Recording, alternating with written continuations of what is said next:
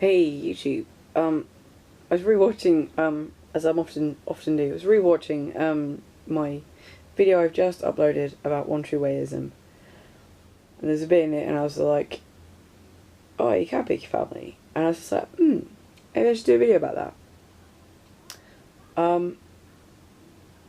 Where to start? Okay, so coming out obviously is really hard, and of course you worry about things like family and that kind of thing, how they're going to react, shit like that. I imagine for most people, I kind of feel differently about it, but I imagine for most people, of course, this is, and I'm certainly worried about it a little, but for most people, it's a scary thing, particularly if you're a young trans person, you're still living at home, and of course, people get made homeless over this shit all the time. And that's obviously a worry, but still, for a lot of these people, I find they'd much rather, for a while anyway, cling to that illusion of it's going to be really harsh, this illusion of, oh, my family loves me, I can't lose them, this real family bond thing, which I think most people tend to have, rather than actually come out, be true to themselves, and etc. And obviously, if your personal safety is at risk, of course you have to take this into consideration. Of course you have to take being made homeless into consideration. Absolutely. Not disputing that even for a second. And for immediate family, of course, it can be really painful having to potentially give them up. And I know quite a few people who have. This can be a super duper painful thing. Most people aren't as pragmatic about it as I am, and I am quite pragmatic about it. The way I feel about it is I have no qualms about telling family members to go fuck themselves, frankly. If they aren't willing to try and make the effort and understand, and just, you know, be like, oh well, that's Jack. He used to be such and such, now he's Jack, still the same person, just a little bit happier, and whatever. You know, if the way I feel about it, yeah, if my family, whether immediate or extended, if they can't get that, then they don't need to be in my lives. And I am super pragmatic about it, and I realise not everybody is capable or able to be that way. And I think I'm that way because probably since I was about 8 or 9, I've never just had that close family feeling, you know. I've just never really felt that way about my family too much, because we've just never really been that way as a family. And I mean, my parents separated when I was, what, 8, 9, something like that. And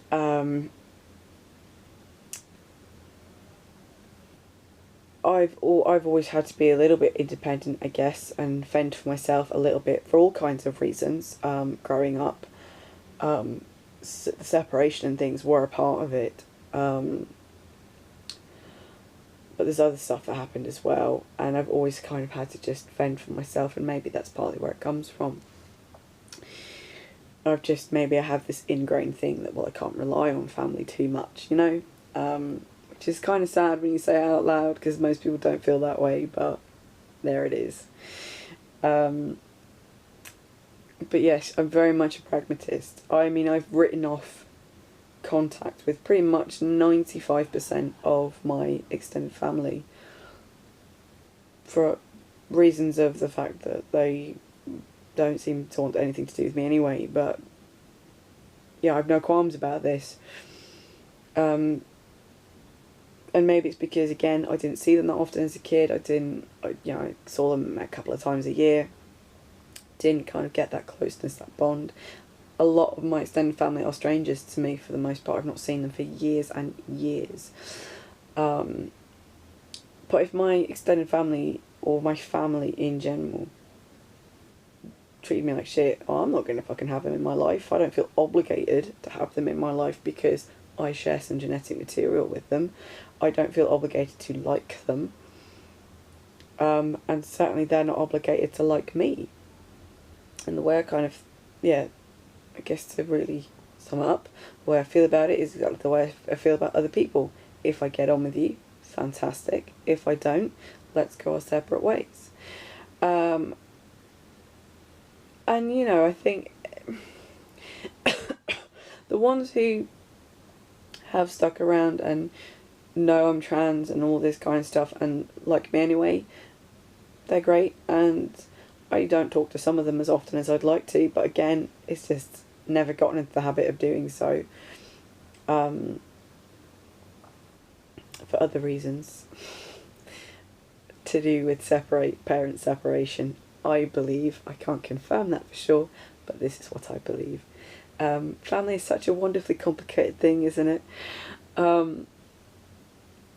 But yes, I would, and again, I think the other thing that kind of colours my experience is I moved out at 16 for the first time. I've been living on my own, on and off, since I was 16, so I know I can survive without my family, immediate family and things like that. I know I can cope with a lot of shit and be relatively independent without them. And I guess a lot of people, they don't have that experience to kind of fall back on before coming out, whereas I did. So I freely admit, obviously, my life experience, it obviously colours the way I feel about it, but my very pragmatic brain, which is a trait I get from my dad actually, my pragmatic brain is very much, well, if you don't like who I am and you can't respect who I am, regardless of whether you're family or not, go and fuck off. I want nothing to do with you. I'm not hiding myself to make you feel more comfortable, because you said, if you don't have to hide yourself, then why the hell should I have to hide myself? That's not fair. That's not an equal relationship. So that's kind of how I feel about it. But obviously for most people, coming out particularly with family, is a really hard thing, because for all kinds of reasons, it can end up in divorce, it can end up in being kicked out, it can put you in some really fucking hot water. And a lot of people, including myself, to some degree, I've been in some hot water because of it. So it's a tricky one. Family is a massively complicated thing, but I firmly believe you can pick your family, and do not ever be afraid to do so. If your family members are being dicks, even if they haven't, say you've moved out, you're my age, you're in your 20s, you've moved out, you've come out to your parents, and your parents are just being really obtuse about it, and they're purposefully not trying to respect you. I just think, well, why not cut them out until they can learn to behave? Why not do that? If, for example, my mum turned around tomorrow and was like, actually, I'm going to call you by your old name, I'm going to use she and her and all this, I'd just be like, right, well, that's your choice. See you later, I want nothing to do with you until you can, respect who I am and deal with that. Because it's one of these things, I think people think, it's just kind of a family / coming out video ramble. But yeah, people think you're going to massively change and suddenly you're going to have a personality transplant when you come out. No, you're still the same person. You might have some personality aspects that will change because you're able to express them. I know I certainly did. Well, I didn't feel I could express them so much before. And when I came out, I was like, I can finally be me. But I didn't, fundamentally as a person, I didn't really change too much, I don't think. Well, not beyond the normal scope of change that everybody goes through. But yeah, I don't know. But anyway, you can pick your family. Ultimately, you can. Anybody who says otherwise, I don't want to say is slightly brainwashed by social expectation, but let's just go with that for now. I think if you're very attached to your family, it's understandable that it's painful if they cut you off. I think I can understand that's painful. But when a lot of my family cut me off, and not in a nasty way. They just stopped talking to me. I didn't really feel anything about it, but then I don't see a lot of them very often anyway, so they're kind of strangers to me anyway. So yeah, obviously your mileage may vary, your experiences will be different, everybody feels differently about biological family. As I've said for the millionth time at this point, just because you're related doesn't mean that I have to get on with you, doesn't mean you have to get on with me, doesn't mean we have to like each other, it doesn't mean we have to have anything to do with each other, you know. But if we like each other as people and we get on, great. But yeah, so family, it's a weird one. So I was just having this little thought then of whether I should talk about the other reasons why I don't really talk to my family. I guess I'll just chuck it in there really quickly. When parents separated and shit, a year or two after that, Mum moved to England to be with a partner. Dad stayed in Scotland. Me and my only brother at the time were given the choice of where we wanted to go. I elected to move down to England with Mum because I was being bullied really badly at school at the time and I wasn't getting on with Dad too well. Luke elected to stay up there. And I think because of this, because I chose to go and live with Mum, and because I wasn't always getting on too well with Dad, a lot of family on Dad's side particularly, although not everybody, but a lot of family on Dad's side just didn't talk to me that much anymore after that, and I didn't really feel I could talk to them, and it just turned into this big Mexican standoff, I guess, and it has done ever since. But and with Mum's side of the family, there's a lot of feuds, shall we say. There's very much this working class roots becoming or trying to become middle class. Nothing wrong with moving up the social ladder, I guess. But there's a few of us on Mum's side who are known as the black sheep, and it's basically those of us who are not trying to be ridiculously middle class, or think we're better than everybody else, or massively up